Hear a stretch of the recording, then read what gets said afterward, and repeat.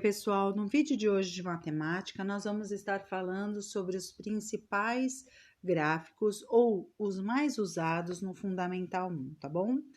E falando como é mesmo que a gente interpreta essas informações, né? Desses principais gráficos. Então, os gráficos são representações visuais usadas para exibir informações e dados numéricos. Eles podem ajudar a completar um texto ou ilustrar de uma forma mais clara e objetiva determinados dados que as pessoas querem ver, né? Então, os gráficos podem ser construídos, inclusive, a partir de tabelas, planilhas de Excel, textos, né? Que a gente pode estar tirando informações de texto e complementando esse texto com algumas tabelas, tá? Então, os gráficos mais usados, primeiro, são os gráficos de barra ou de colunas, né? De barras ou de colunas. Os gráficos de barras, como é no exemplo número 1 aí, na primeira ilustração, os retângulos partem do eixo vertical, do eixo em pé, e crescem horizontalmente. Neste caso, os dados expostos no eixo vertical são da mesma categoria. Aí, nesse caso, qual é a categoria? Tirinhas. Quais são as tirinhas que foram pesquisados? Ou que apareceram mais? Garfield, Mafalda, Kelvin e Haroldo, entre outros, né? Então, essas foram as tirinhas pesquisadas, mas a categoria é tirinha, tá?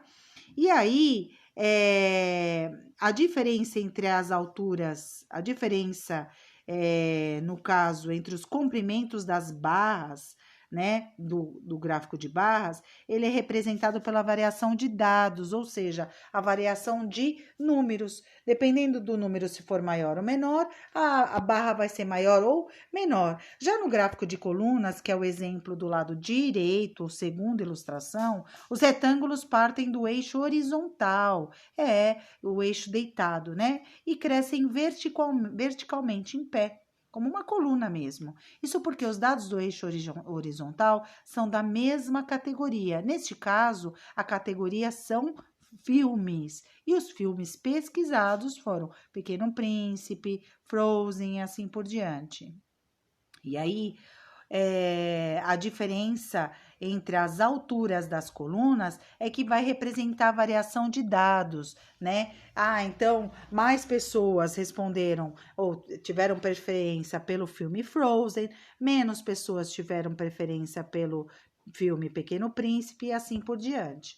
Bom, e o gráfico de linhas? O gráfico de linhas, ele é representado e apresenta informações de forma consecutiva, né? Mostrando uma evolução dos dados, das informações, e é representado por segmentos de reta, né? Então, ele é muito utilizado para demonstrar e para ilustrar a evolução de uma determinada variável ao longo de um período, de um tempo. Por exemplo, eu vou escolher aí a variável saúde, né? Ou aí, neste caso, quantidade de sorvete vendido em uma semana, né? Então, o período foi uma semana. Então, ao longo de uma semana, qual foi a quantidade de sorvete consumido no domingo, na segunda, na terça, na quarta, na quinta, na sexta, no sábado? Então, eu quero mostrar a evolução aí do consumo, neste caso, da quantidade de sorvete. Já o gráfico de setores, ou como conhecemos como gráfico de pizza, ele é organizado em um círculo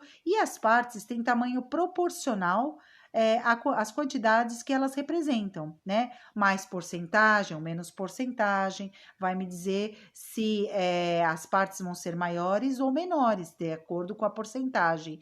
E ele é muito utilizado para representar quantidades de um elemento de uma mesma categoria. Por exemplo, aí a categoria são sanduíches preferidos pela turma do quinto ano. Quais foram os mais preferidos? Neste caso, se usou porcentagem, né? Então, 36% de sanduíches de presunto, representado pelo azul. Depois, sanduíche misto, representado pelo laranja, como 29%, e assim por diante. Bom, e os gráficos pictóricos, né? Ou o que a gente chama de infográfico, né? A fim de tornar os gráficos mais atraentes, esses são utilizados elementos de imagens, né? Relacionados ao contexto do qual a informação faz parte, né?